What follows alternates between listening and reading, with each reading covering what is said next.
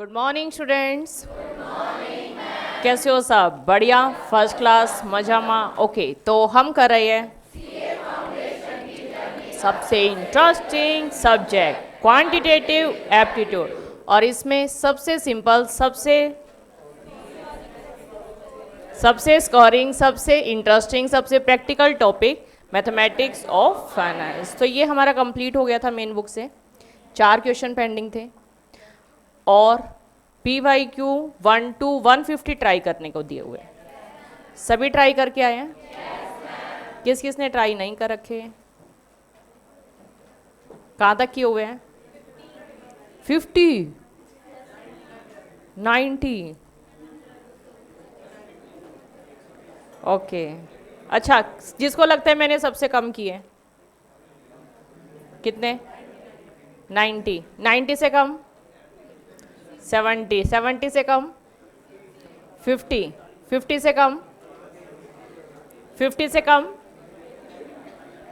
50 कर रखे हैं सभी ने? किसने नहीं किए हुए? कितने किए हुए हैं? PYQ स्टार्ट ही नहीं किया? ओके। और जिसको लगता है मैंने सबसे ज़्यादा किए हैं, कितने? 150। सारे कर लिए? क्या बात है, एक बार इन बच्चों के लिए जोरदार तालियां बजाओ। क्या बात है। हाँ जी, तो अभी एक बार ये बताओ, SM से हमारे क्वेश्चन हो गए थे सारे? एग्जाम्पल भी हो गए थे और एक्सरसाइज भी हो गई थी, ठीक है। एक क्वेश्चन हमने उसमें छोड़ा था, वो हमारे लेवल 2 में आ जाएगा, ठीक। बाकी सारे क्वेश्चन कर लिए थे। तो मेन बुक देखो हम पूरा आराम से कर पा रहे हैं। मेन बुक में बताओ किसी को कोई भी दिक्कत? पहले मेन बुक में बताओ किसी को भी प्रॉब्लम हो तो। सबको क्लियर है? ठीक है।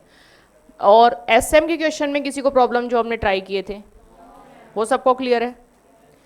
तो देखो, इतना सा करके 20% पोर्शन है, इतना सा करके हमारे एग्जाम के 80% क्वेश्चन हो जाते हैं, ठीक है। कॉन्सेप्ट के नाम पे बस ये 20% एफर्ट्स लेता है हमारा, बाकी के एफर्ट्स बाकी के क्वेश्चन में लगेंगे, ठीक है। तो जो 80% एफर्ट्स लगाने हैं आपको, उससे केवल 20% पोर्शन ही आता है, तो वहाँ बहुत ज़्यादा एफर्ट्स नहीं करने आपको, ये 20% अपना सॉलिड करना है, ठीक है। बिल्कुल जो लाइट है उसको सॉलिड करना है। ये सॉलिड हो जाएगा ना जब इसमें कंफर्टेबल हो जाओगे। मैंने आपको स्टोरी सुनाई थी ना?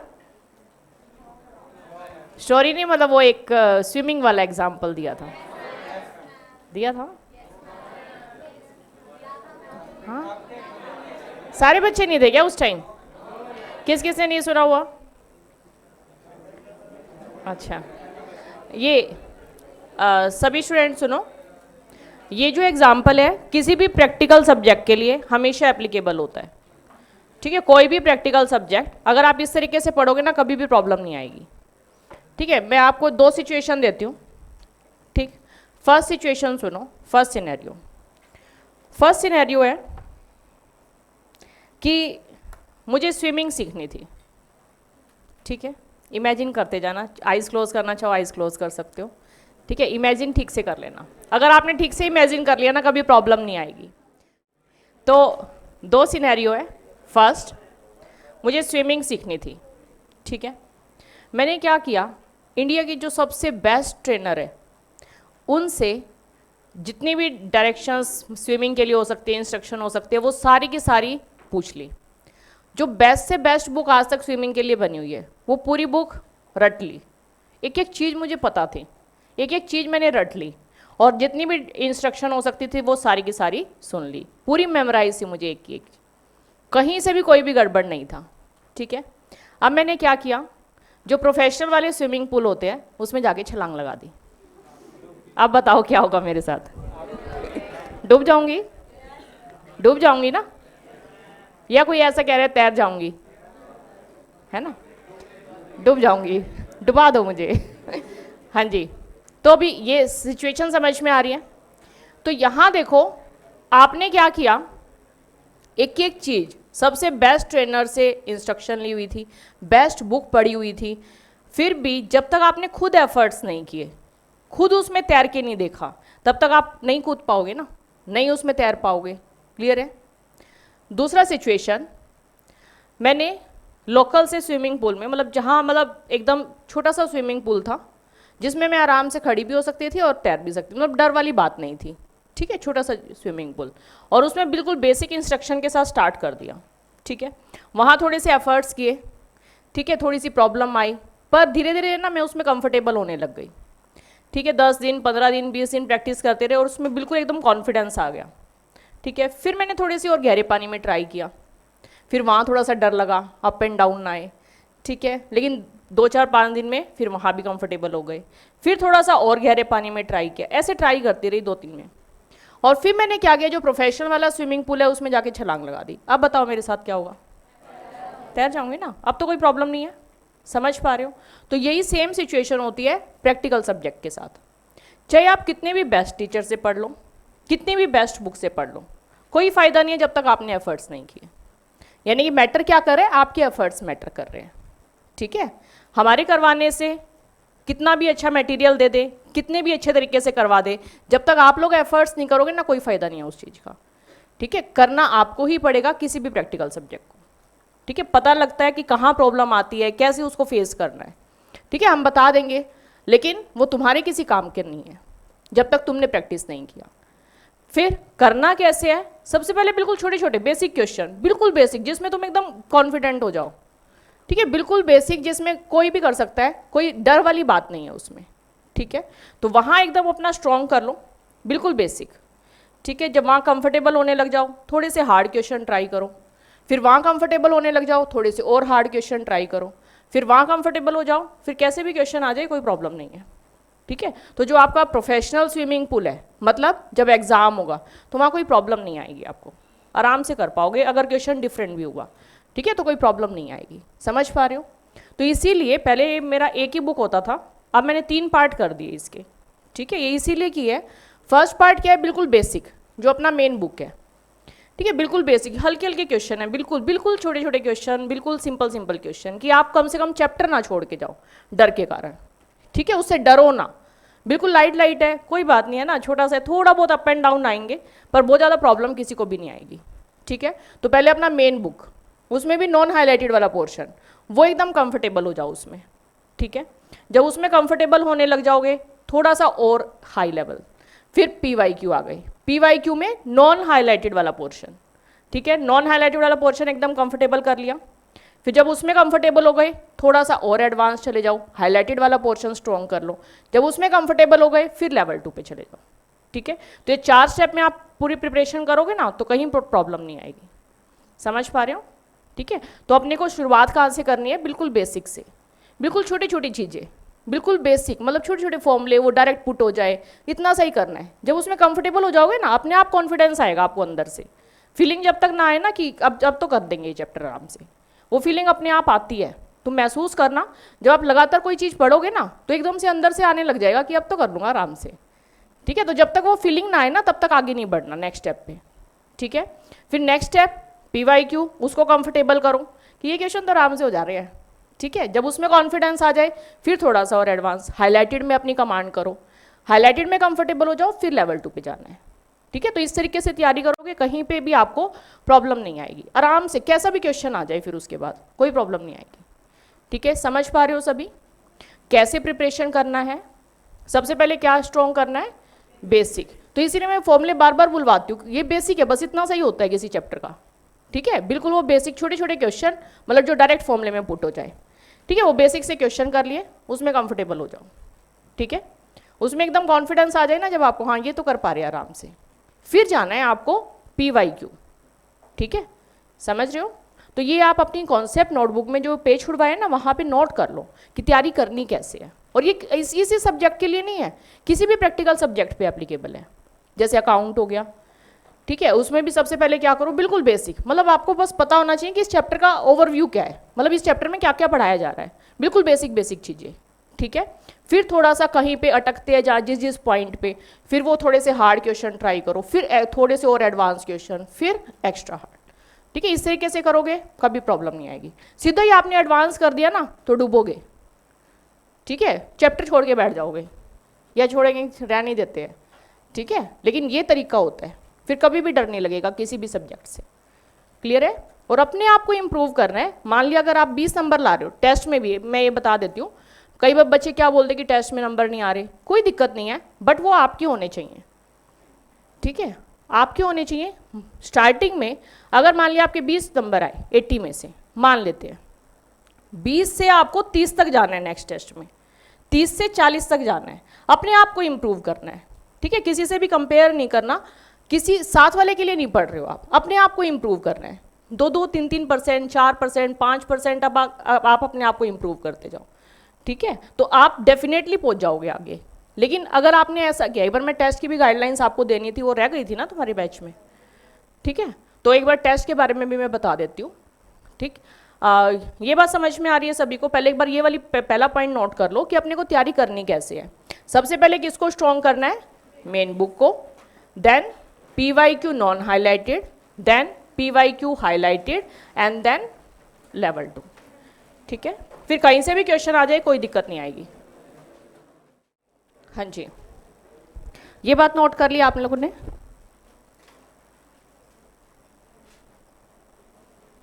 तैयारी कैसे करनी है, how to prepare.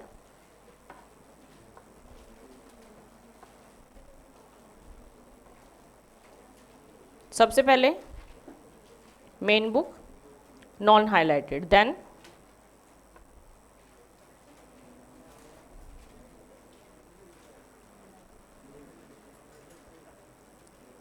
PYQ non highlighted, third step highlighted, fourth step level 2, ठीक है। First step main book non highlighted, second PYQ non highlighted, third step highlighted, fourth step level 2, ठीक है। इस तरीके से प्रिपरेशन करनी है।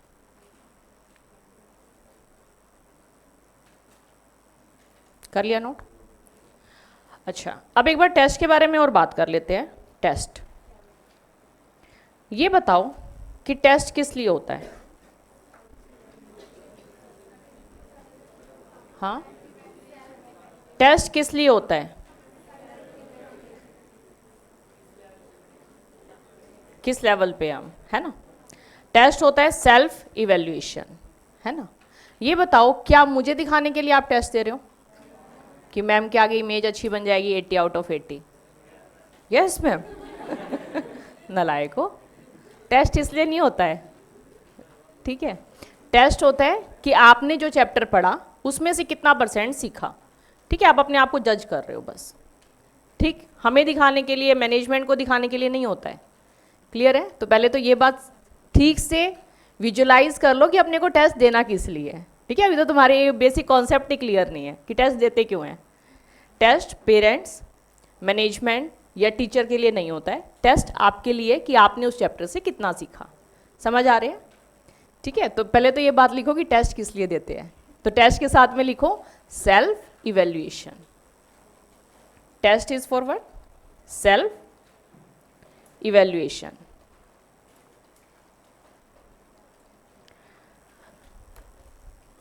अभी अगर आपने टेस्ट में पूरा चीटिंग करके या आंसर रट लिए, सेम क्वेश्चन हो, या साथ वाले का देख लिया और 80 आउट ऑफ 80 लेके आ रहे हो, या 80 में से 70, 60, ठीक है, चीटिंग करके, आता कुछ भी नहीं, ठीक है, तो यहाँ खूब अच्छी इमेज बन गई। अब बताओ क्या एग्जाम में आपकी वो इमेज काम आएगी? चलो बाय चांस ये भी मान लेते कि तुम्हारा लक बहुत अच्छा है, ठीक है, और एग्जाम में भी आप पास हो गए, फिर इंटर में, ठीक है, चलो ये भी मान लेते हैं इंटर भी पास कर दिया, चीटिंग करने को लिए इतना सॉलिड मिल गया हमें कुछ, ठीक है, अब सीए बन गए मान लिया चीटिंग करके, तो कॉन्फिडेंस ला पाओगे? हाँ, ठीक है, तो उसका कोई फायदा नहीं है। आपकी जितनी नॉलेज होगी ना उतना आपका कॉन्फिडेंस होगा। क्लियर? तो चाहे कम आता हो लेकिन जितना आता है उसमें कॉन्फिडेंस तो हो ना आपको, इतना तो आता है मुझे अच्छे से, ठीक है। तो टेस्ट आपके इवैल्यूएशन के लिए, साथ वाले के लिए, पेरेंट्स के लिए, मैनेजमेंट के लिए नहीं है। अगर आप 20 नंबर भी ला रहे हो ना, कोई फर्क नहीं पड़ रहा, 20 से 30, 40 इंप्रूव हो जाएंगे। लेकिन अगर आपने चीटिंग करके 80 आउट ऑफ 80 लिया है ना, आपको पता ही नहीं चलेगा कि मुझे प्रॉब्लम है, ये चैप्टर नहीं आता, क्योंकि मार्क्स तो अच्छे आ रहे हैं, आपको लगेगा ये चैप्टर आता है, लेकिन एग्जाम में पता लग जाएगा। ठीक है, कहीं पे ऐसे चीटिंग अवेलेबल नहीं होती है, और ना ही किसी के पास इतना टाइम होता है, स्पेशली मैथ्स में। ठीक है, कोई भी नहीं बताएगा आपको, 2 घंटे सबको चाहिए होते हैं अपना अपना पेपर करने के लिए, 1 मिनट भी कोई भी आपको नहीं देगा। समझ आ रही है? ठीक है, तो वहाँ रिजल्ट मिल जाएगा तुम्हें अगर चीटिंग करके करते हो। तो फर्क नहीं पड़ता, अगर आपके 20 नंबर भी आए, आपको पता है ये वाले चैप्टर में मुझे प्रॉब्लम है, तो उसको इंप्रूव करने की कोशिश करोगे। ठीक है, तो सबसे पहली बात तो ये आप समझ लो कि टेस्ट किस लिए होता है, सेल्फ इवेल्युएशन के लिए। ठीक है, तो अपने आप को देखना है कितने नंबर आ रहे हैं, साथ वाले के लिए नहीं करना है, ऑप्शन ABCD जय माता दी नहीं करनी है। ठीक है, उसे आपको नहीं आएगा, जो आता है उतना करो, अभी टेस्ट में तो स्पेशली। ठीक है, कोई बात नहीं, मैं मार्क्स मेरे लिए मैटर ही नहीं कर रहे। ठीक है, आप 10 नंबर ला रहे हो, 20 नंबर ला रहे हो, कोई फर्क नहीं पड़ता, हम सब बच्चों को लेके जाएंगे आगे। ठीक है, कम से कम मुझे तो पता लगेगा ना कि ये बच्चा नहीं कर पा रहा है, इसको आगे लेके जाना है। ठीक है, लेकिन अगर आपके मार्क्स अच्छे आ गए, मुझे पता नहीं चलेगा, तो किसका नुकसान है? तुम्हारा नुकसान है ना। समझ आ रही है? तो अपन साथ है बिल्कुल, मार्क्स कम आ रहे हैं कोई फर्क नहीं पड़ता, लेकिन अपना एफर्ट्स 100% देना है। ठीक है, अपना 100% देना है कि मैं जितना एक बार कर सकता था, जितना सीख सकता था, मैंने सीख लिया। ये नहीं कि कोई बात नहीं, मार्क्स से फर्क पड़ ही नहीं रहा है ना, और आप एफर्ट्स लगाना बंद कर दो। एफर्ट्स लगाना है, 100% देना है, जहां हो उससे आगे बढ़ जाओगे। लेकिन अगर आपने चीटिंग करा तो कोई फायदा नहीं है उसका। क्लियर है इतनी बात? तो एक तो ये पॉइंट क्लियर होना चाहिए कि चीटिंग नहीं करनी है, तो ये रेड पेन से नोट कर लो, चीटिंग नहीं करनी है। ये इसके साथ फर्स्ट पॉइंट ऐसा लिख लो, नॉट चीटिंग नहीं करनी है, कुछ भी हो जाए चीटिंग नहीं करनी है। साथ वाले का नहीं पूछना है, मुझे जितना आता है बस उतना करूंगा, बिंदास कॉन्फिडेंट रहोगे। चीटिंग नहीं करनी। ठीक है, अब टेस्ट की तैयारी कैसे करनी है? अभी धीरे धीरे सिलेबस बढ़ जाएगा, आपको प्रॉब्लम आनी शुरू हो जाएगी, टाइम मैनेजमेंट में प्रॉब्लम आनी शुरू हो जाएगी, तो उसके लिए नोट करो कैसे तैयारी करनी है। हमेशा फर्स्ट डे 4-5 दिन पहले आपको इन्फॉर्म कर दिया जाता है टेस्ट के लिए, है ना, 5 दिन पहले बताएंगे। तो फर्स्ट डे क्या पढ़ना है, जिस दिन पता लगता है कि किस टॉपिक का टेस्ट है, फर्स्ट कॉन्सेप्ट रीड करना है। केवल जो आपको कॉन्सेप्ट बुक दी हुई है, मतलब जो आपने कॉन्सेप्ट नोटबुक बनाई है अपनी, बस वो कॉन्सेप्ट रीड करना है। कैसे रीड करना है वो भी सुन लो। आपने जो कॉन्सेप्ट रीड किया, सामने कॉन्सेप्ट नोटबुक है, मान लिया फर्स्ट चैप्टर आप रेशो कर रहे हो, तो उसको पढ़ा, और उसमें जो मैंने क्वेश्चन लिखवाया ना फर्स्ट कि 495 2 पार्ट में डिवाइड किया, तो वो क्वेश्चन सॉल्व करके देखना है साथ में। ठीक है, ये नहीं कि केवल रीड करते जा रहे हो, उससे नहीं आएगा, उसको सॉल्व करते जाओ साथ में कि ये क्वेश्चन है और इसका सॉल्यूशन कैसे होगा। मान लिया सिंपल इंटरेस्ट कंपाउंड इंटरेस्ट करें, वहाँ जो क्वेश्चन लिखा हुआ है उसको सॉल्व करके देखो। समझ आ रही है? इस तरीके से कॉन्सेप्ट पढ़ना है। क्लियर है? तो पहले दिन केवल कॉन्सेप्ट रीड करना है। कैसे रीड करना है? साथ में रफ नोटबुक रख के, और उस पर लिखते जाओ। और कई बार थ्योरी वाला पोर्शन होता है, जैसे स्टैट में आएगा थ्योरी वाला पोर्शन है, तो साथ में ना उसको लिखते जाओ, क्योंकि अपनी जो ये वाले मसल्स होते हैं ना, सीधा माइंड के साथ कनेक्ट होते हैं, तो वो डायरेक्ट माइंड में जाएगा। ठीक है, आपकी 16 टाइम आपकी मेमोरी इंप्रूव हो जाएगी, मतलब आप 16 टाइम बेटर याद रख पाओगे उस चीज़ को। ठीक है, केवल रीड करते हो या लिख के रीड करते हो, तो 16 टाइम आपकी ज़्यादा अच्छी मेमोरी में स्टोर होगा वो। क्लियर है? तो नोट करो ये कॉन्सेप्ट रीडिंग,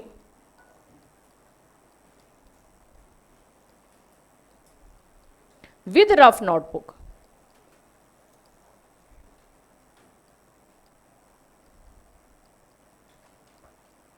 साथ में रफ नोटबुक पे कुछ भी लिखो, ये तुम्हारी मर्जी है, जो पढ़ते जाओ साथ में हाथ चलाते रहो, और देखना इसका रिजल्ट देखना, और बताना, मुझे फीडबैक भी देना इस चीज़ के बारे में। सेकंड, जो टाइप्स ऑफ क्वेश्चन है, टाइप्स ऑफ क्वेश्चन जो उसमें मैंने लिखवाए हुए हैं, वो सॉल्व करके देखने हैं। टाइप्स ऑफ क्वेश्चन सॉल्व करके देखने हैं। फर्स्ट डे बस इतना सही काम करना है, कॉन्सेप्ट पढ़ना है, क्वेश्चन नोट करने हैं। क्लियर है फर्स्ट डे क्या करना है?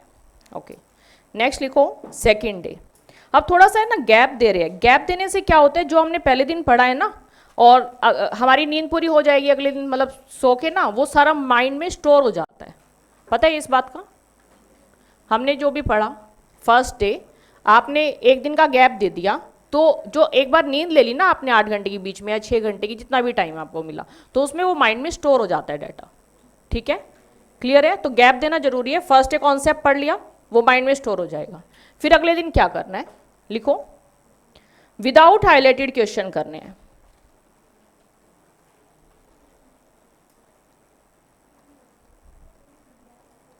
Without highlighted questions. ये डिपेंड करता है आपके टॉपिक पे कि सारे के सारे करके देखोगे या सिलेक्टेड। ठीक है, टॉपिक टू टॉपिक डिपेंड करेगा। तो यहां लिखो, एक बार तो मैं लिखवा देती हूँ, ईच एंड एवरी क्वेश्चन करना है। ठीक है, बाकी अगर मान लिया लग रहा है कि नहीं पढ़ना, तो कम से कम क्वेश्चन देख लेना बस फटाफट। ठीक है, जैसे सिंपल इंटरेस्ट में सारे क्वेश्चन करके देखने की जरूरत नहीं है, क्योंकि अभी इतनी बार क्लास में प्रैक्टिस हो जाएंगे।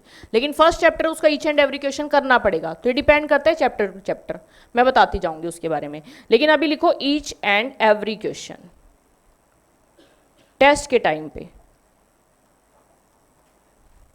सॉल्व करके देखना है। किसका?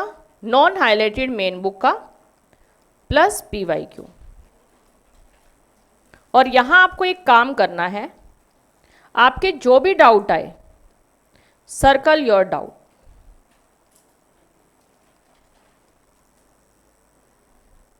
मतलब इस दिन मेन बुक और PYQ करते हुए नॉन हाईलाइटेड क्वेश्चन में जो जो डाउट आए वो सर्कल कर लेना। ठीक है,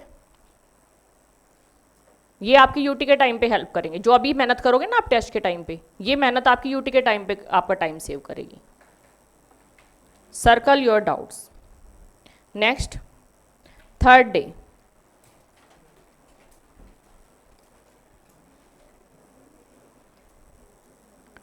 थर्ड डे आपको करने हैं हाईलाइटेड क्वेश्चन।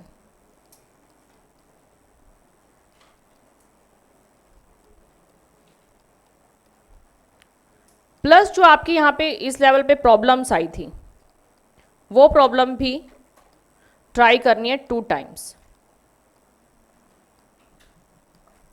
हाईलाइटेड क्वेश्चन भी 2 टाइम्स, और जो आपकी प्रॉब्लम्स आई थी अगले दिन वो भी 2 टाइम।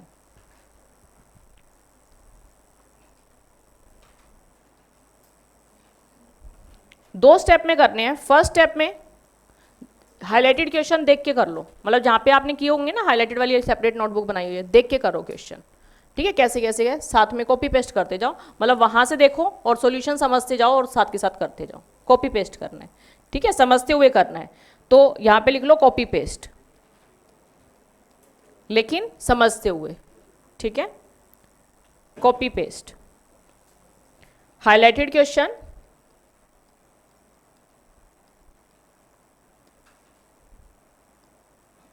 Plus problems.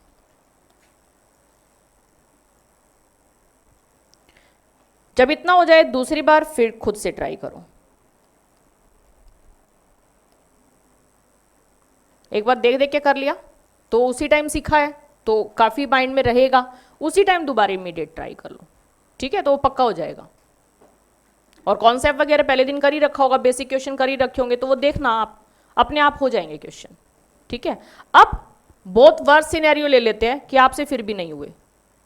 ठीक है, तो उस टाइम उनको छोड़ देना है, और जो आपने सर्कल किए हुए हैं और आपके अभी सॉल्व नहीं हुए, ठीक है, उनको आपको चार्ट पे नोट कर लेना है। चार्ट दिया हुआ है ना आपको, तो इस टाइम आपको जो सर्कल किए हुए हैं और आपसे नहीं सॉल्व हो रहे, हाईलाइटेड क्वेश्चन है, नहीं सॉल्व हो रहे इतना करने के बाद भी, तो गिव अप कर देना है वहां पे, बार बार फिर उसके पीछे नहीं पड़ना है। ठीक है, वो अपना चार्ट पे लिख लो। चार्ट आपके उसमें मेन बुक अलग लिखा हुआ है, PYQ अलग, और वहां नोट कर लो कौन कौन से क्वेश्चन मेन बुक के नहीं हुए, कौन कौन से क्वेश्चन PYQ के नहीं हुए।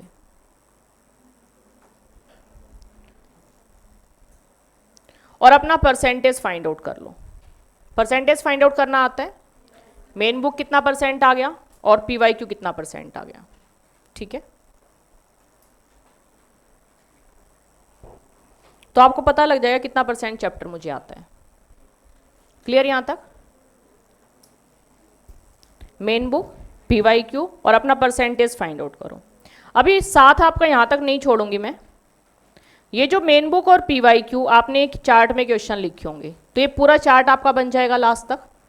पहले फर्स्ट चैप्टर का टेस्ट, सेकंड चैप्टर, हर चैप्टर का टेस्ट होगा और आप ये परसेंटेज फाइंड आउट करोगे और अपनी प्रॉब्लम्स यहाँ लिख दोगे।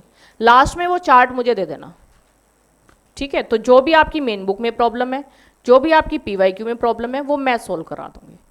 समझ आ रहा है? ठीक है, बिल्कुल लास्ट में जब आपका सारा सिलेबस हो जाएगा, वो चार्ट सारे के सारे मुझे दे देना, वो सारे क्वेश्चन मैं करा दूंगी। क्लियर है? उनकी अभी टेंशन नहीं लेनी है।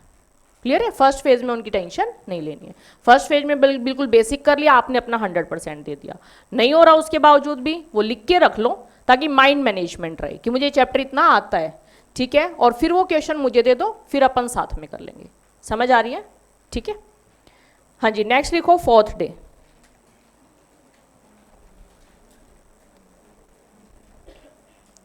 Fourth day mind map. Mind map दिया हुआ है सभी को, वो माइंड मैप रीड करना है। किसके पास नहीं है माइंड मैप? ग्रुप में आया हुआ है, प्रिंट आउट निकलवा लेना, ठीक है?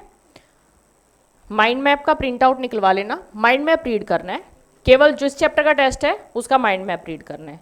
तो ये आपके 5 to 10 मिनट लेगा, प्लस जो आपके डाउट्स थे एक बार और उनको चांस दे दो, ठीक है? डाउट रह गए थे जो यहाँ पे, एक बार और ट्राई कर लो, लेकिन उसको वहां लिखे रहने देना, ठीक है?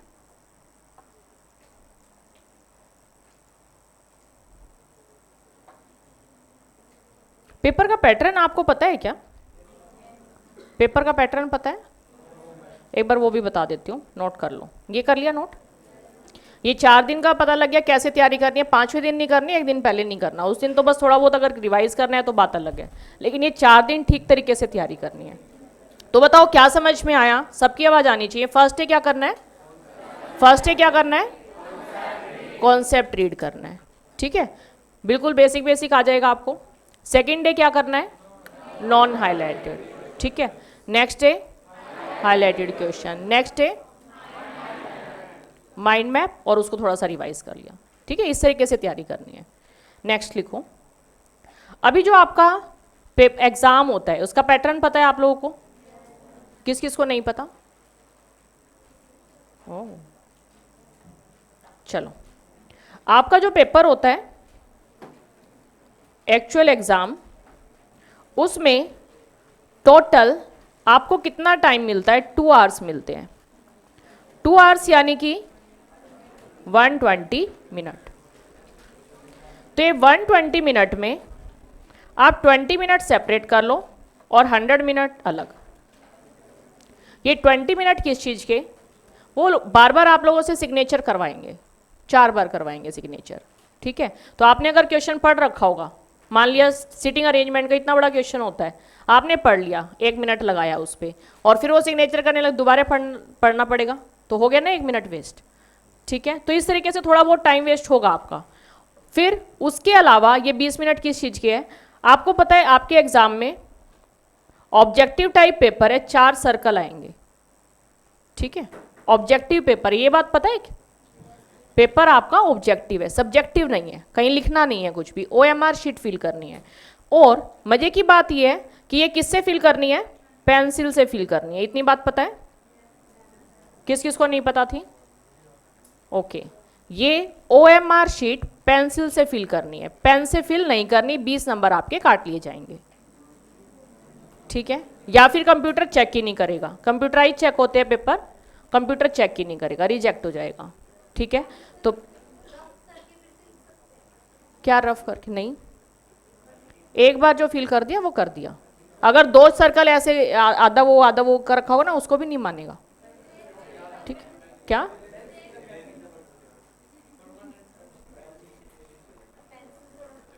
फायदा नुकसान के लिए नहीं है, ठीक है? जो रूल है वो रूल है। आपको ये 4 सर्कल दिए होंगे।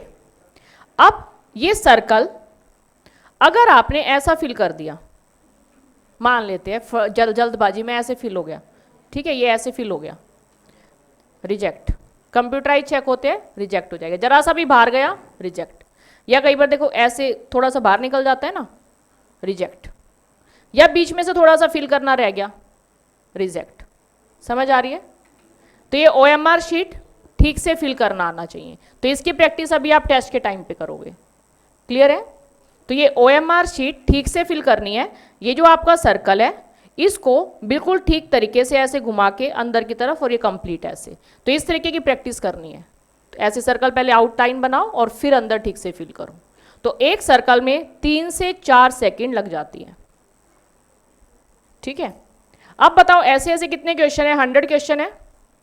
4 सेकंड हम मान ले तो इंटू 4, चेक करो कितना सेकंड हो गए? 400 सेकंड। मीन्स कितने मिनट? कितने मिनट? 7 से 10 मिनट लग जाते हैं। ठीक है, तो ये देखो 10 मिनट इसमें से किस चीज के हो गए? OMR शीट फिल करने के। ठीक है, तो ये लिख लो, बिल्कुल तसल्ली से करना है OMR शीट फिल। अगर ये ठीक से फिल नहीं की तो बताओ, देखो दोनों चीजें मैटर करती है, प्रिपरेशन प्लस परफॉर्मेंस, दोनों चीजें मैटर करेगी। एग्जाम में आपका मैटर करता है प्रिपरेशन प्लस परफॉर्मेंस।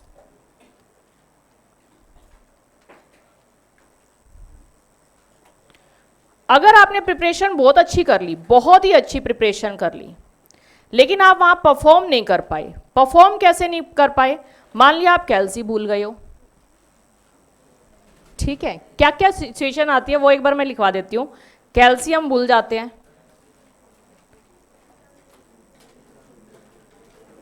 तो ये काम नहीं करने। आपको पता है ना, देखो कैल्सी के बिना कैसा होगा आपका एग्जाम, सोच सकते हो अब तो, है ना। थोड़ा सा एक चैप्टर करके देख लिया हमने कि कितना इंपॉर्टेंट है कैल्सी हमारे लिए। या फिर क्या होता है, 1-2 दिन पहले एग्जाम से 2-4 दिन पहले अपना कैल्सी खराब हो जाता है और दूसरा कैल्सी ले लेते हैं, सेम कंपनी का नहीं मिलता है हमें। ठीक है, तो उस पर प्रैक्टिस नहीं होती, और प्रैक्टिस ना हो तो सोच सकते हो कितनी स्पीड बन पाएगी, कितनी स्पीड में क्वेश्चन करने होते हैं। ठीक है, तो ये कैल्सी आप अभी 2 ले लेना। ठीक है, सेम कंपनी के सेम मॉडल के 2 कैल्सी ले लेना, पता है सभी को। हाँ, दूसरी बात, सर्कल ठीक से फिल करना है। Fill circle carefully.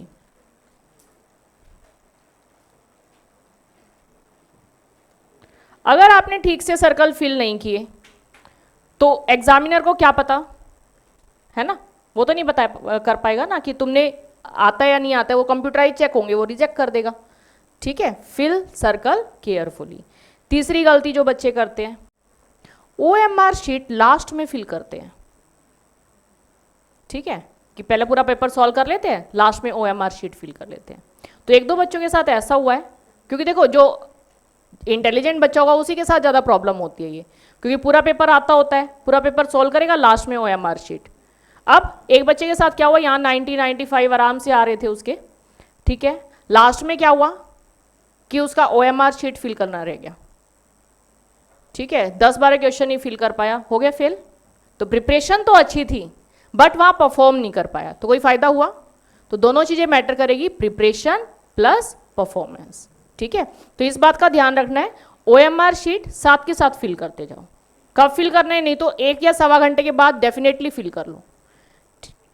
ठीक है, fill OMR sheet on time लिखवा देते। ठीक है, ये टाइम आपका 1 घंटे के बाद हो सकता है, 1-सवा घंटे के बाद फिल कर लो, या फिर साथ के साथ फिल करते जाओ। ठीक है, इस बात का ध्यान रखना। 4th पॉइंट, बच्चे पेन से फिल कराते हैं, तो कई बार तो उनका चेक ही नहीं होता पेपर। ठीक है, फिर अगला अटैम्प्ट देना पड़ता है, या फिर 20 नंबर कट जाएंगे। तो अगर 60-70 नंबर का हुआ, 20 नंबर कट गए, या 50 नंबर का हुआ, 20 नंबर कट गए, तो गड़बड़ हो जाएगी ना। ठीक है, तो पेंसिल से फिल करना है, तो ये गलतियां नहीं करनी है। कैल्सी प्रॉपर हो, और बाकी जो आपकी वो तो एग्ज़ाम गाइडलाइंस मिल ही जाएगी, क्या क्या होना चाहिए आपके पास, जो भी रोल नंबर स्लिप वगैरह है क्या क्या जो बेसिक चीज़ें हैं वो अलग बात है, ये मैं तो अपनी स्टडी का बता रही हूँ। कैल्सी होना चाहिए, सर्कल ठीक से फिल करना आना चाहिए, तो इसकी प्रैक्टिस अभी से करोगे टेस्ट के टाइम पे। ओएमआर शीट टाइमली फिल करना है और पेंसिल से फिल करना है। क्लियर है इतनी बातें? ठीक है, अब ये बात समझ में आ गई है 10 मिनट हमने किस चीज़ के हटाए हैं? 10 मिनट ओएमआर शीट फिल करने के, और 5-7-10 मिनट आपके वेस्ट हो जाने हैं। ठीक है, बार बार सिग्नेचर करने में, क्वेश्चन बार बार रीड करना पड़ेगा। और चैलेंजेस आपको पता ही है, चैलेंजेस कौन कौन से थे ये पता है ना? आप कितना पे शीट मिलता है आंसर के लिए? 1 सिंगल शीट। क्वेश्चन आगे से देखना होता है, सॉल्यूशन लास्ट में करना होता है। क्वेश्चन आगे से देखोगे, सॉल्यूशन लास्ट में। जो साथ में स्पेस है वहां लिखना अलाउड नहीं होता है। पता है ये बात? किस किस को पता थी? ओके, अच्छा ये तो मैंने फर्स्ट बता ही दी थी क्या? तो वहां लिखना अलाउड नहीं होता, बट मैं तुम्हें कह रही हूं कि आप लोग है ना पेंसिल ले जाना और वहां पे पेंसिल से कर लेना, और अगर मान लिया कोई कुछ कहता है तो उनसे रिक्वेस्ट कर लेना कि हम इरेज कर देंगे। ठीक है, वैसे अलाउड नहीं होता है। तो अगर किसी को नहीं पता तो वो तो हो सकता है तुम्हें कुछ कहे ना, लेकिन अगर किसी को पता है तो वो अलाउड नहीं करेंगे आपको, तो आप एक बार रिक्वेस्ट करके देख लेना, नहीं तो बाकी तुम्हारी किस्मत है। ठीक है, तो वहाँ साथ में कर लेना और पेंसिल ले जाना और साथ के साथ इरेज कर देना। ठीक है, अगर बाय चांस आपने इरेज नहीं किया और वो चेक हो जाता है तो आपके 20 नंबर कट जाएंगे। ठीक है, तो अगर बाय चांस चेक हो जाता है, वैसे मुझे नहीं लगता कि कोई चेक करता होगा, बट बाय चांस अगर चेक होता है तो आपके नंबर काट लिए जाएंगे, या हो सकता है पेपर आपका चेक ही ना हो। तो ये दोनों ही सिचुएशन हो सकती है। हाँ जी, पर देखो जहाँ इन्विजिलेटर को पता ही नहीं होता वहां भी तो बच्चे करते ही होंगे ना, और फिर मुझे तो नहीं लगता चेक होता और इतने सारे बच्चों का रिजल्ट नहीं आता होगा। ठीक है, तो कर देना, कोई ऐसे प्रॉब्लम नहीं है, डरने वाली बात नहीं है। ठीक है, लेकिन बस जिसकी ड्यूटी है ना कई बार वो नहीं करने देता, तो उनसे रिक्वेस्ट कर लेना। क्लियर है इतनी बात? और बाकी मैं डिटेल में आपको बाद में बताऊंगी, अभी हम टेस्ट के ऊपर कर लेते हैं। अभी इसमें आपको टाइम मैनेज करना पड़ेगा। अब यहां देखो 100 मिनट आपको जो मिले हैं, on an average 1 question 1 minute में अपने को सॉल्व करना है। तो कुछ क्वेश्चन हो सकता है कि आपके 2 मिनट भी ले, 3 मिनट भी ले, रीजनिंग है जैसे थोड़ा सा टाइम लेती है, या स्टैट में थोड़ी सी बड़ी बड़ी कैलकुलेशन आ जाती है वो टाइम लेगी। क्वेश्चन आता होगा बट थोड़ा सा टाइम टेकिंग होता है क्वेश्चन। कोरिलेशन रिग्रेशन में लेंदी क्वेश्चन आएंगे, वो सॉल्व करने के लिए आ जाते हैं। और ऐसे ही मैथ में भी हर एक क्वेश्चन तो 1 मिनट में नहीं हो सकता, कुछ क्वेश्चन थोड़ा सा टाइम भी लेंगे। तो on an average 1 question 1 minute. ठीक है, अब करना कैसे है? हमेशा एग्जाम 3 स्लॉट में करना है।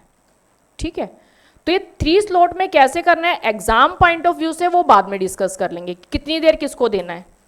ठीक है, अभी आप टेस्ट के बारे में लिखो कि टेस्ट में भी सेम पैटर्न रखना है, 3 स्टेजेस में आपको एग्जाम देना है, मतलब टेस्ट देना है।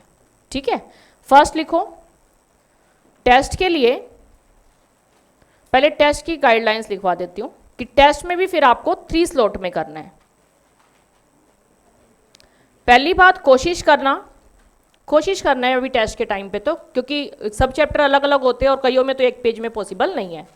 कोशिश करना केवल एक पेज यूज करो, ओनली 1 पेज। ठीक है, और उस पर भी पेंसिल से सॉल्व करना, ये अभी से हैबिट डालना है आपको। ठीक है, कोशिश करना है एक पेज, लेकिन अभी तो सारे चैप्टर अलग अलग होते हैं ना, और एग्जाम में तो सब मिक्स आएंगे, तो एक पेज पे ही कोशिश करना, 2 या 3 हो जाए कोई दिक्कत नहीं है। ठीक है, हाँ जी। दूसरा, ओएमआर शीट अभी से आपको ठीक से फिल करना है। ठीक है, ओएमआर शीट फिल केयरफुली।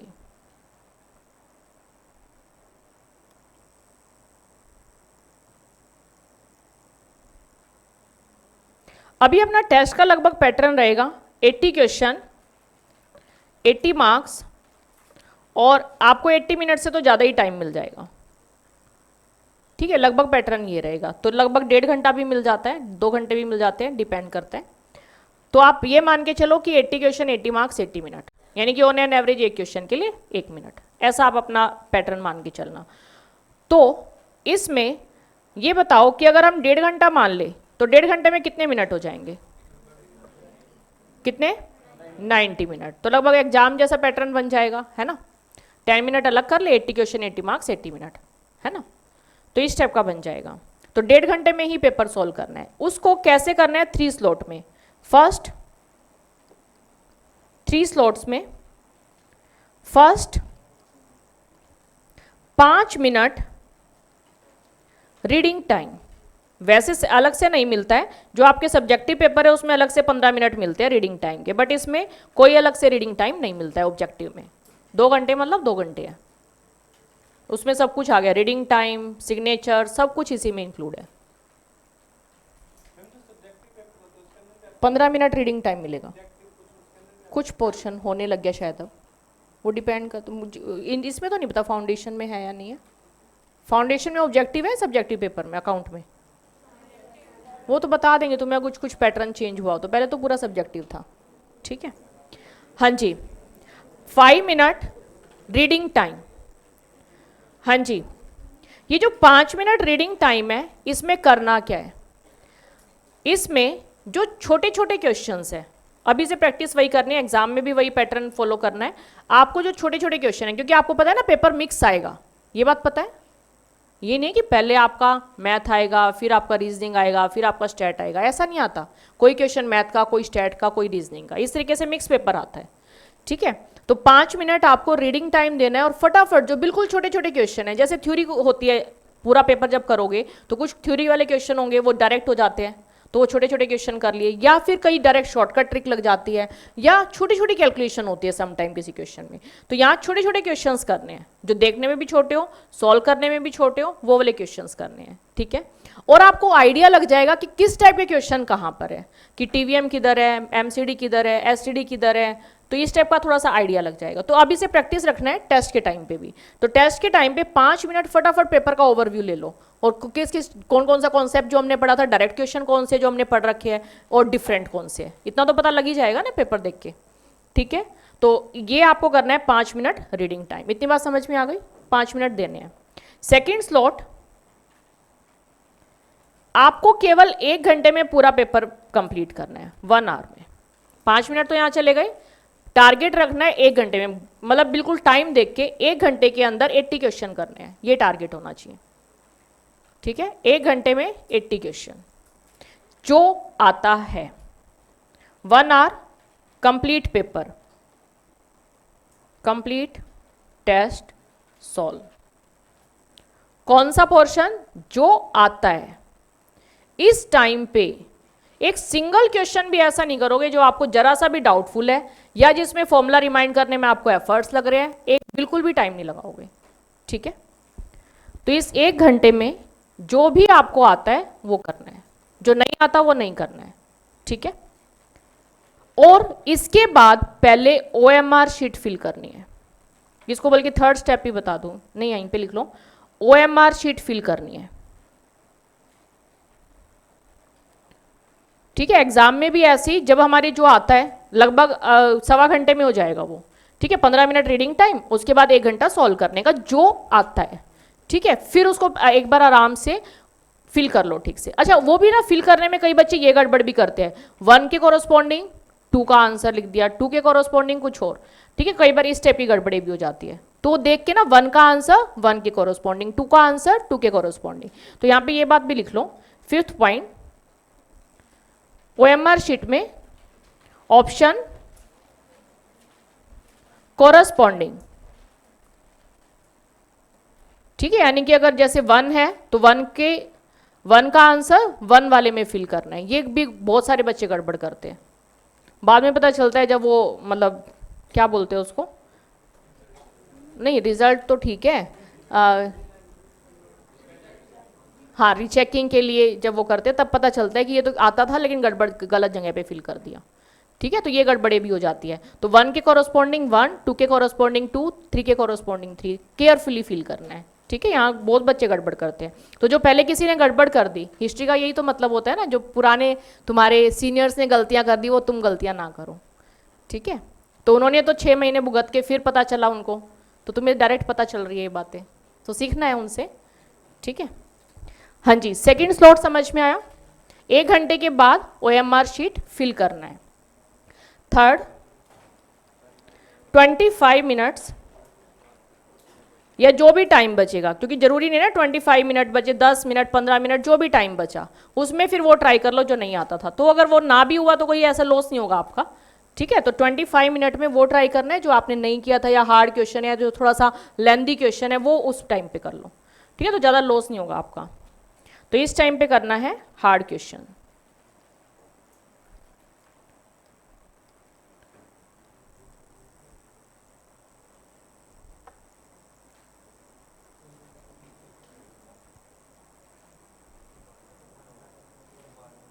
अच्छा, रिवीजन के बारे में मैंने तुम्हें नहीं बताया था। 6 रिवीजन मस्ट होती है कोई भी चीज़ रिकॉल करने के लिए। किस किसने सुना था ये?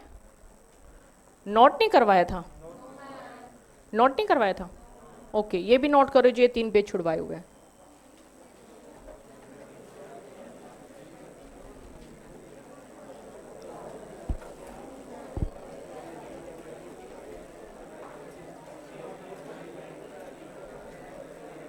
और अभी है ना, थोड़े दिन के बाद एक डेमो भी दूंगी तुम्हें, वो क्लियर हो जाएगा तुम्हें चीज़ें मैं बोल क्या रही हूँ।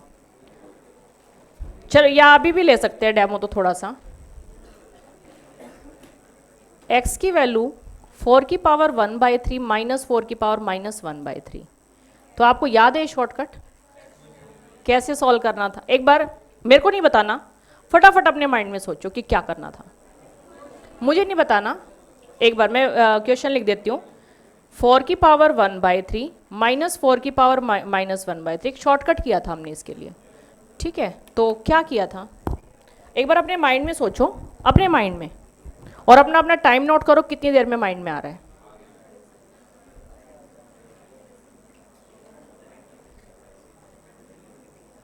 अभी बस सोचना है, मुझे कुछ नहीं बताना, आ रहा है नहीं आ रहा है कोई फर्क नहीं पड़ रहा मुझे। एक बार बस अपने माइंड में देखो किस किस के माइंड में आ चुका सॉल्यूशन। ओके, बाकियों को थोड़ा सा एफर्ट लग रहा है, एफर्ट लग रहा है, थोड़ा थोड़ा कुछ याद आ रहा है कि ऐसा कुछ पढ़ा तो था, लेकिन एग्जैक्टली क्या है उसमें क्या करते हैं वो याद नहीं आ रहा। हाँ, एक बार जिस जिसको याद नहीं आ रहा वो हैंड रेज करना। तो एक बार बताओगे थोड़ा सा माइंड में चल क्या रहा है अभी? x था और उसकी पावर 3 था, फिर माइनस साइन था, ऐसे ऐसे याद आ रहा है, ऐसे ऐसे आ रहा है ना। एग्जैक्टली क्या है वो याद नहीं आ रहा ना, ठीक है। एक दो और करते हैं ऐसे डेमो, मुझे कोई फर्क नहीं पड़ रहा आपको आ रहा है नहीं आ रहा है। एक बार एक दो डेमो करके बता रही हूँ। एग्जाम में यहाँ पे आपका टाइम वेस्ट होगा, आपको लगेगा मैंने तो पूरा का पूरा 2 घंटे लगातार पेपर किया है, लेकिन अगर वो स्पीड से इंफॉर्मेशन नहीं आई तो आप तो लगे रहोगे। ये जो बच्चे कहते हैं ना कि पूरा टाइमली पेपर नहीं होता, वो वही बच्चे कहते हैं जिन्होंने ठीक से फॉर्मूले रिकॉल नहीं किए, ठीक है। एकदम से माइंड में आने चाहिए, ठीक है। 1 सेकंड के अंदर, मतलब सेकंड के भी 1000वें हिस्से में आपके माइंड में आना चाहिए, ठीक है। नहीं आएगा, टाइम लग जाएगा, आपको तो लगेगा लगातार काम कर रहा हूं मैं, लेकिन वो स्पीड से डेटा आया नहीं तो आपको पता ही नहीं चलेगा कहाँ टाइम वेस्ट हो गया, ठीक है। तो 5 से 6 सेकंड तो आपको सोचने में लग गए कि ऐसा ऐसा था, फिर उसको सॉल्व करोगे तो 1 मिनट कहाँ चला जाएगा आपको पता भी नहीं चलेगा। एक क्वेश्चन के लिए 1 ही मिनट मिलना है, ठीक है। चलो, एक दो डेमो और लेती हूँ मैं। आपको एक फॉर्मूला याद है, a + b + c a³ + b³ + c³ - 3abc का फॉर्मूला। बस माइंड में सोचना है, और जिस जिसके माइंड में आता जाए बस हैंड रेज करते जाना।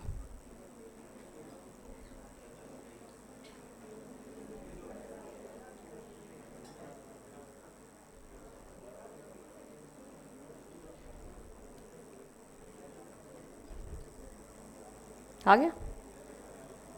एफर्ट्स लग रहे हैं, टाइम लग रहा है, जबकि कितनी बार क्लास में रिवाइज करवाया हुआ है, तब एफर्ट्स लग रहे हैं। सोचो अगर मैं ना रिवाइज कराऊं तो वो बिल्कुल ही ना आए माइंड में। चलो एक और बता दूं, अरे ये तो करवाया हुआ है क्लास में, आ जाएगा याद। अभी बस ये बताओ कि ये याद आ रहा है कि नहीं आ रहा है, किस किस के आ गया याद?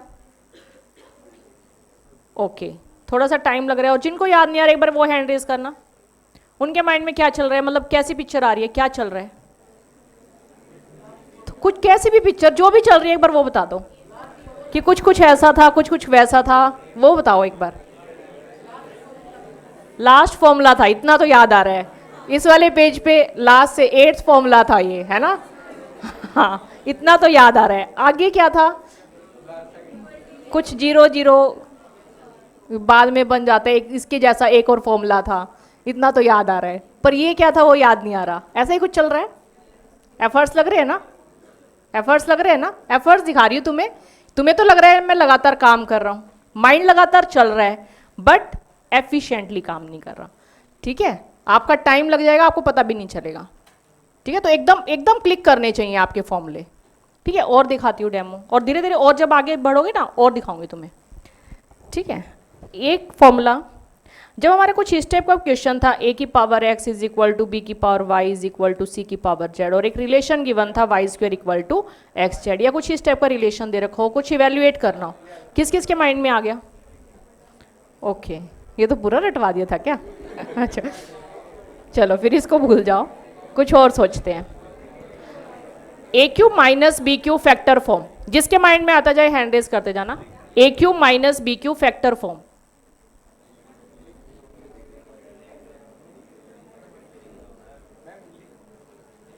ए cube minus b cube factor form.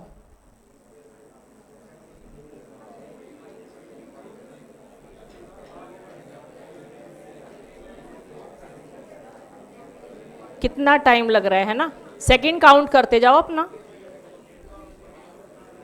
ये समझ में आ गया टेस्ट टाइम पे क्यों नहीं सॉल्व होता, बहुत कम टाइम मिलता है। एग्जाम टाइम पे क्यों नहीं हो पाता? क्योंकि हमें फॉर्मूले ठीक से याद नहीं होते, कॉन्सेप्ट ठीक से याद नहीं होते, पढ़े हुए होते हैं, समझे हुए होते हैं, बट जब तक हम रिवाइज नहीं करेंगे ना ठीक से, वो याद नहीं आएंगे टाइम पे। ठीक है, दिख गया? और आगे और दिखाऊंगी, जब और 4-5 चैप्टर कर चुके होंगे ना फिर ये चैप्टर करेंगे। इवन जो अभी तुम इतने आराम से बता रहे हो ना प्रेजेंट वैल्यू का फॉर्मूला, फिर सोचोगे 10 बार, 10-20 सेकंड तक क्या था क्या था, कुछ तो था। ठीक है, जो हम फटाफट बोलते थे वो था। ठीक है, एग्जैक्टली क्या था वो नहीं समझ में आएगा। ठीक है, अभी तक एकदम याद है ना? हाँ, ट्रिपल कितने टाइम में हो जाते कंपाउंडिंग से? 0.444 डिवाइड बाई आर प्लस 0.3। जब आपसे 2 महीने बाद पूछूंगी, मतलब एक्सप्रेशन ऐसे ही होंगे। ठीक है, तो हाँ जी, अभी ये आपकी प्रॉब्लम नहीं है, ये हर बच्चे की प्रॉब्लम होती है। ठीक है, अभी जिन बच्चों को याद आ रहा है उन्होंने रिवीजन ठीक से की होगी, और जिनको याद नहीं आ रहा उन्होंने रिवीजन में कहीं ना कहीं गड़बड़ की है। तो रिवीजन का एक पैटर्न होता है।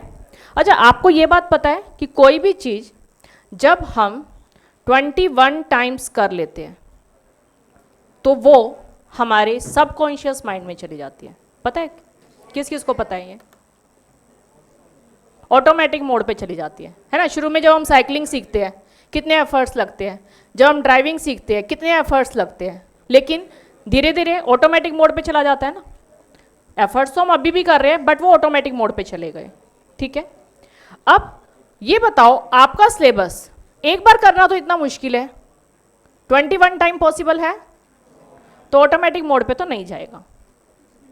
ठीक है, तो ये तो भूल ही जाओ कि आपके साथ ऐसा कुछ हो जाएगा कि आपने क्वेश्चन देखा, सॉल्यूशन अपने आप आता जाएगा माइंड में, नहीं आएगा। हाँ, मेरे साथ हो जाएगा, क्योंकि कितनी बार पढ़ा लिया, 15 तो ये हो गए, प्लस हर बार 2 बैचेस, प्लस फिर हर बार 2 अटैम्प्ट। ठीक है, अब तो 3 होने लग गए। ठीक, तो और ज़्यादा हो जाएगा फ्रीक्वेंसी। तो सोचो कितनी बार पढ़ाया हुआ है सेम चीज़ें, है ना? 40 कैसे, 60 टाइम। ठीक है, और फिर जब खुद भी पढ़ा होगा, खुद एफर्ट्स के होंगे। 1 साल तक तुम स्टार्टिंग के मेरे एफर्ट्स देख लो ना, जब स्टार्ट में ये बुक बनाई थी उसके लिए जो एफर्ट्स किए थे वो तो अल्टीमेट है, 18-18, 20-20 घंटे पढ़ के। ठीक है, ऐसे मैंने 50 से ज़्यादा बार खुद सॉल्व किया है, तब ये जाके ट्रिक्स बनी है। ठीक है, तो और उसमें से फिर सारी चीज़ें, कौन सी चीज़ें अपने को इसमें डालनी चाहिए, कौन सी नहीं डालनी चाहिए, बहुत ज़्यादा एफर्ट्स लगे हैं। तो इतनी बार करने के बाद तो ऑटोमेटिक मोड पे चला गया। तुम मुझसे फॉर्मूला पूछोगे मैं बता दूंगी। अभी तुम्हारे साथ तो ऐसा नहीं हो सकता, तुम्हारे साथ तो नहीं हो सकता ऐसा, तो 21 टाइम को तो भूल ही जाओ। ठीक है, लेकिन जो हम थोड़ा सा मैं बोलूं और तुम्हें याद आ जाए, उसके लिए मतलब इसको बोलते हैं डाटा स्मूथ हो गया, मतलब जैसे ही आपको कमांड दी वो आ गया याद। ठीक है, तो ये होता है 6 टाइम में, डिपेंड करता है, कईयों को 5 टाइम में भी हो जाता है, कई को 7 टाइम में भी लगता है। ठीक है, लेकिन जो नॉर्मल है, एवरेज है, वो 6 टाइम में हर बच्चे को समझ में आ जाता है। ठीक है, किसी का बस 7 हो सकता है, किसी को बहुत जल्दी होता है तो 5 हो सकता है, पर इतनी रिवीजन तो सबको लगती है। ठीक है, या आपके साथ ऐसा हुआ है एग्जाम में आप बैठे हुए हो और अभी भी देखा ही मैंने, है ना, फॉर्मूले याद तो आ रहा है पर एग्जैक्टली क्या है वो याद नहीं आ रहा, है ना, और एग्जाम में भी होता है, क्वेश्चन देखा अभी कल ही तो पढ़ा था, है ना, लेकिन एग्जैक्टली क्या था वो नहीं समझ में आएगा। क्लियर होता है, किस किस के साथ होता है, सबके साथ होता है। तो वो क्यों याद नहीं आता, क्योंकि आपने प्रॉपर रिवीजन नहीं किया। ठीक है, प्रॉपर रिवीजन करना जरूरी है। तो ये रिवीजन अगर आपने 6 रिवीजन कर ली तो ऑटोमेटिक चीजें याद आएगी। ठीक है, लेकिन इसका भी एक पर्टिकुलर टाइम होता है, ये नहीं कि आज एक ही बारी में 6 टाइम कर लिया हो गया। ठीक है तो शॉर्टकट अपना लो, ऐसा नहीं होता है। मेमोरी में शॉर्ट टर्म मेमोरी से लॉन्ग टर्म मेमोरी में थोड़े एफर्ट्स लगते हैं जाने में।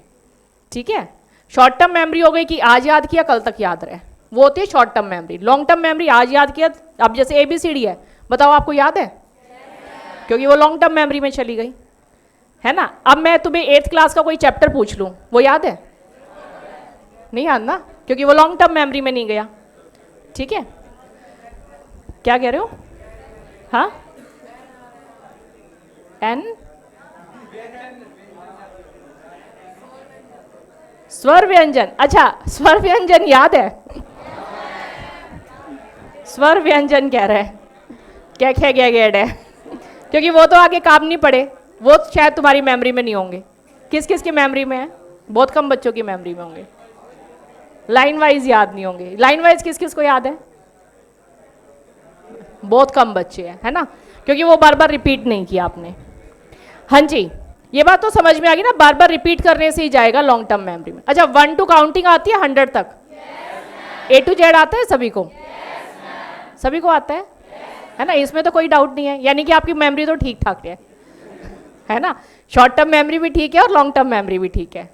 क्लियर, मेमोरी तो ठीक है। और आपको ये भी पता है, शायद मैंने बताया था तुम्हारी क्लास में, अपनी माइंड की कैपेसिटी कितनी होती है, हाँ 5 से 6 PB की कैपेसिटी होती है।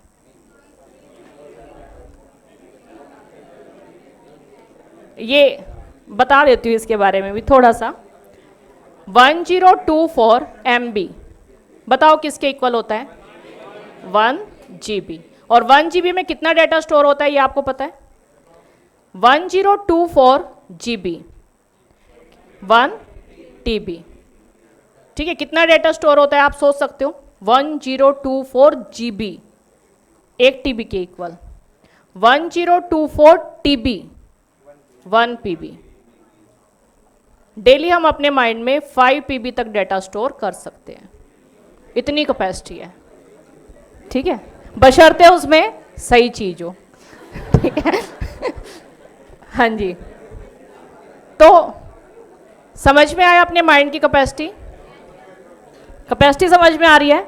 अब ये बताओ कि अपना जो सिलेबस है कितने GB का होगा, MB में होगा, चल GB में मान लेते हैं, हार्डली 1 GB, तो इतना सा डेटा स्टोर नहीं कर सकते, कर सकते हैं, लेकिन उसके लिए अलग अलग फोल्डर लगेंगे। ठीक है, बड़ा पड़ा है ना। तो माइंड में भी ना सबसे पावरफुल कंप्यूटर है ये, फोल्डर लगते हैं। ठीक है, आपके माइंड में ये फोल्डर देखो, हम यहाँ तो कंप्यूटर में तो बना लेते हैं फोल्डर, माइंड में फोल्डर कब बनते हैं, पहली रिवीजन में थोड़ा सा हल्का सा होगा, फिर second, third, fourth, fifth, 6th revision के बाद ये फोल्डर बन जाएगा। फोल्डर का मतलब क्या है, देखो अगर आप ऐसे ही रख दो कंप्यूटर में सामान, मतलब जो भी डाटा आया बस ऐसे बिना ऑर्गेनाइज, तो जब आपको ज़रूरत होगी आप निकाल सकते हो, नहीं प्रॉब्लम होगी ना। लेकिन अगर आपने ऑर्गेनाइज करके रख दिया तो अब जहाँ ज़रूरत होगी, जो ज़रूरत होगी बस वही आएगा ना। ये एक बार एक और अलमारी का एग्जाम्पल लेते हैं, जैसे एक बार एक है अलमारी में आपने कपड़े पूरा ठुसा के रख दिए। ठीक है, एक बार इमेजिन तो करो ऐसी अलमारी, जो भी कपड़ा आया बस ऐसे ठुसा दिया। अब ये बताओ आपको कोई कपड़ा चाहिए उसमें से, क्या होगा, सारे कपड़े आ जाएंगे, है ना। अब दूसरा सिचुएशन, आपने बिल्कुल ठीक तरीके से तय करके ऑर्गेनाइज करके रखे हुए कपड़े, ठीक है, बिल्कुल अच्छे तरीके से ऑर्गेनाइज करके रखे हुए। अब आपको कोई कपड़ा चाहिए, आराम से निकाल सकते हो ना। तो ये फोल्डर है ना, ये फोल्ड होके कब रखा जाएगा, जब आप बार बार रिवीजन करोगे। अदरवाइज है ना, देखो अभी भी हो सकता है आपके साथ, मैं लाइव डेमो दिखा सकती हूँ तुम्हें। कोई भी चीज़ मैं पूछूंगी तुमसे, अगर तुमने ठीक से रिवाइज नहीं की तो वो ऐसे ना बिल्कुल मैशअप मिलेगी आपको। आप कुछ भी उससे पूछोगी, कुछ और ही आएगा माइंड में, या मिक्सअप सा हो जाएगा, ठीक है, ऐसे खिचड़ी सा बन जाएगा, समझ में ही नहीं आएगा कि कौन सी इन्फॉर्मेशन आपको उसमें से लेनी है, माइंड को भी समझ नहीं आएगा कि कौन सा इन्फॉर्मेशन देना है। ठीक है, वो प्रॉपर तरीके से कब होगा, जब आप प्रॉपर रिवीजन करोगे। ठीक है, तो बिना रिवीजन के वो एकदम ऐसे फोल्ड होके नहीं रखा जाएगा, फोल्डर नहीं बनेंगे आपके माइंड में। समझ आ रही है? तो रिवीजन लगती है आपके माइंड को। क्लियर? तो जो आपको इन्फॉर्मेशन चाहिए ना, एक दो देखो जो बार बार रिवाइज किया हो, जैसे लोग एम पूछूं मैं आपसे, बताना फटाफट।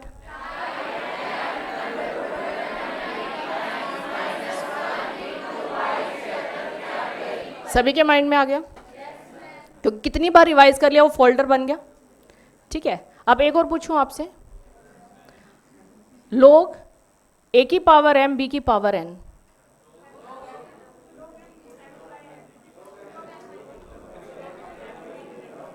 इसको ठीक से रिवाइज नहीं किया तो कम बच्चों के माइंड में आ रहे हैं ना?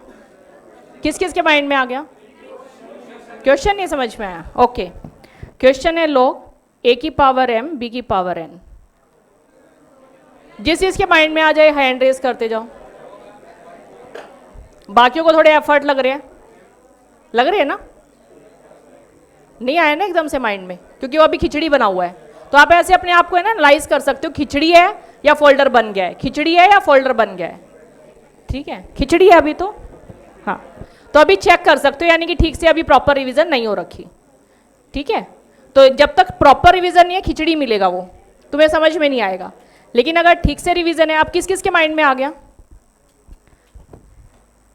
तो उनके माइंड में फोल्डर बन चुका है इसका, तो इसको बार बार करने की जरूरत नहीं है। ठीक है, तो समझ आ रही है ये बात कि फोल्डर बनने के बाद हमें कोई दिक्कत नहीं है, पूरा ऑर्गेनाइज हो चुका है वो। लेकिन जब तक फोल्डर नहीं बना है तब तक वो खिचड़ी है, कहीं पे भी जा सकता है वो डाटा। ठीक है, तो उसके लिए 6 रिवीजन लगती है, 6 रिवीजन। कब कब करते हैं वो भी एक बार मैं बता देती हूँ। 6 रिवीजन लगती है कि डाटा आपका ऑर्गेनाइज हो जाए।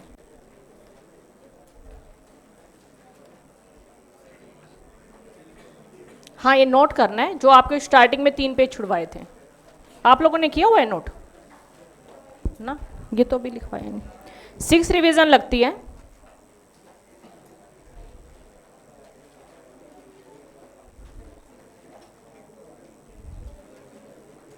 फर्स्ट रिवीजन कब होनी चाहिए साइंटिफिकली?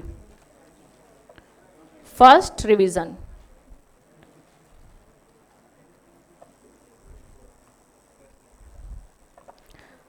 रिवीजन आपकी होनी चाहिए विद इन 24 आवर्स।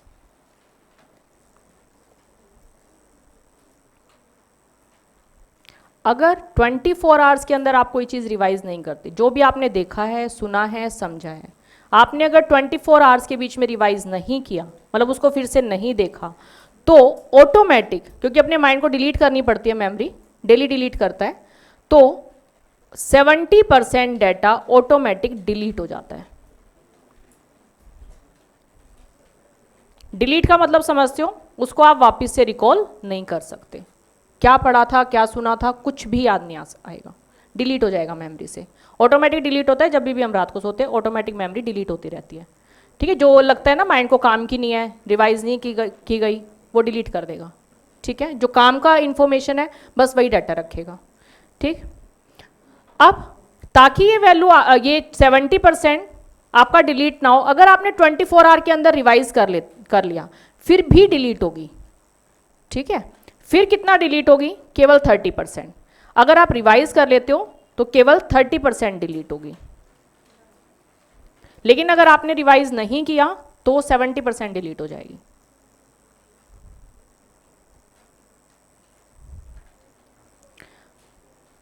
तो बचपन से कहते नहीं डेली का काम डेली करो, डेली का काम डेली, वो इसीलिए कहते हैं क्योंकि आपकी मेमोरी से चला जाएगा वो जो भी आपने सीखा है, जो भी आपने यहाँ पे टाइम लगाया, 2 घंटे लगाए मान लिया, और घर जाके अगर आपने रिकॉल नहीं किया, वो 2 घंटे खराब है आपके। 2 घंटे में से 70% हटा दो तो 1.5-2 घंटे का काम तो खराब गया ना आपका, 10-15 मिनट का ही रिकॉल कर पाओगे। ठीक है, next second revision.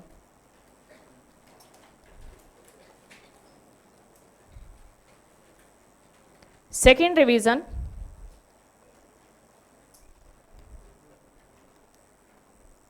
With in 1 week.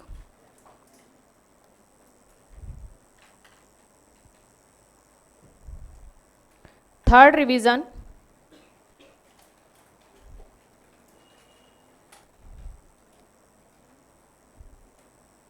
One month.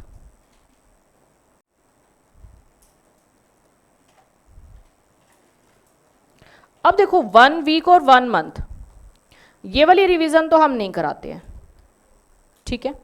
जो ये साइंटिफिक जो होता है मैं वो बता रही हूँ कि फर्स्ट रिवीजन होनी चाहिए within 24 hour, second revision होनी चाहिए within 1 week, third revision होनी चाहिए विद इन 1 मंथ। अब सेकंड और थर्ड तो नहीं करा रहे, 1 वीक के अंदर तो हम रिवाइज नहीं कर रहे, लेकिन इन दोनों के बीच का काम कर रहे हैं 15 डेज का।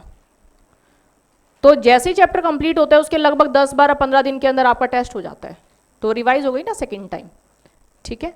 और अगर आपने प्रॉपरली रिवाइज कर लिया तो सेकंड और थर्ड रिवीजन एक साथ हो सकती है आपकी, ठीक है, क्योंकि 4 दिन का गैप जो आपका है उसमें बार बार रिवाइज करोगे ना चीज़ों को ठीक तरीके से, तो ये दोनों का काम कर जाएगा। अगर आपने टेस्ट प्रॉपरली ले दिया ना तो ये सेकंड और थर्ड रिवीजन आपकी हो जाएगी एक साथ, ठीक है। तो विद इन 15 डेज, तो ये आपका कैसे हो जाएगा टेस्ट।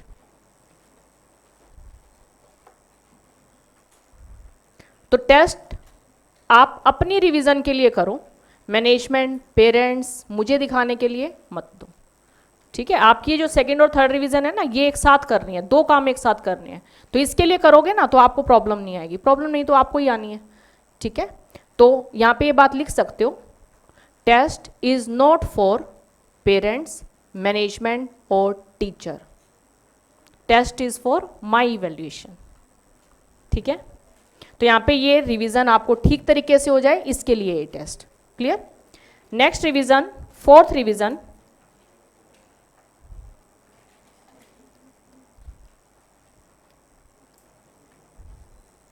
आपकी होनी चाहिए 3 मंथ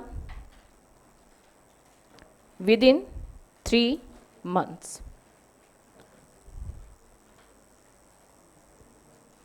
तो ये 3 मंथ वाली रिवीजन आप मान लो 4 से 5 महीने के बाद जब आपकी यूटीएफटी स्टार्ट हो जाएंगे उस टाइम हो जाएगी, ठीक है।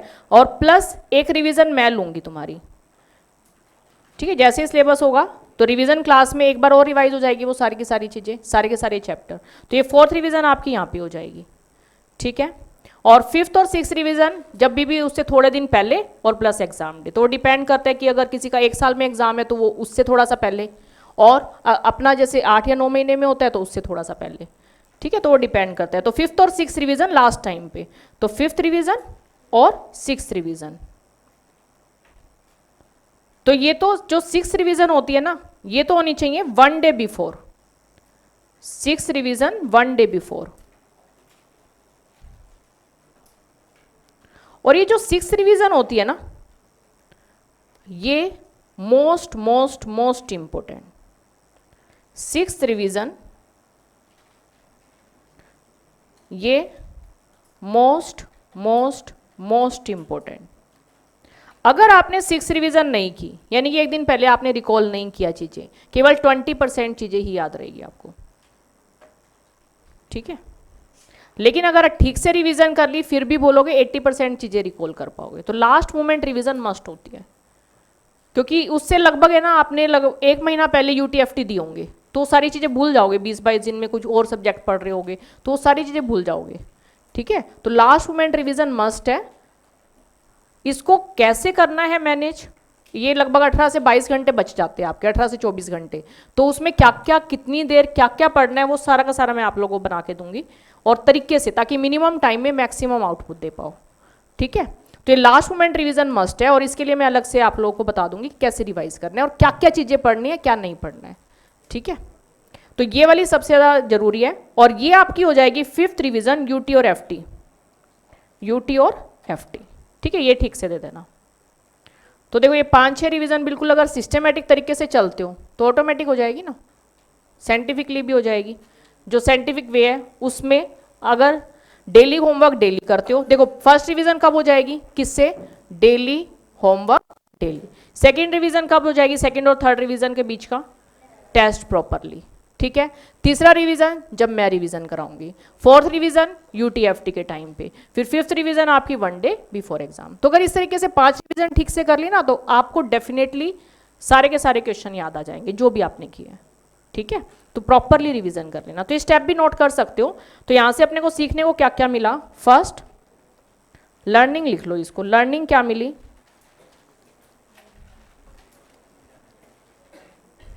Daily homework, daily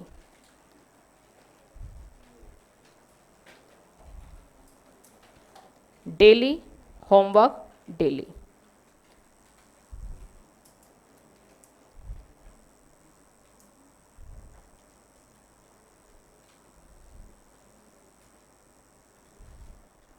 properly revise for test।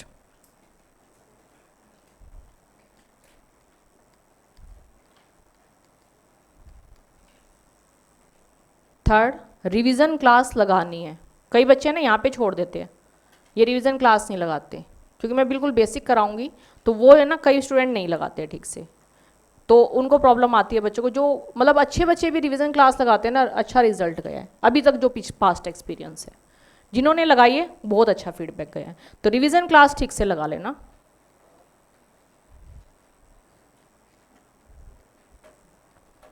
Fourth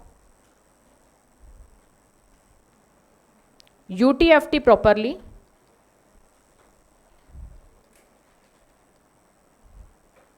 और fifth 1 day before exam must, 1 day before exam, ये तो मोस्ट मोस्ट मोस्ट इंपॉर्टेंट, ठीक है। और बाकी थोड़ा बहुत माइंड मैप, ये थ्योरी मैप भी दूंगी, माइंड मैप, और बीच बीच में आप लोग भी थोड़ा बहुत तो एफर्ट्स करते ही होगे, ठीक है। और यूटी और एफटी दो अलग अलग टाइम पे हो जाती है रिवीजन, क्योंकि यूटी और एफटी के बीच में भी 15-20 दिन का गैप हो जाता है, तो यहाँ हो जाएगी आपकी। क्लियर।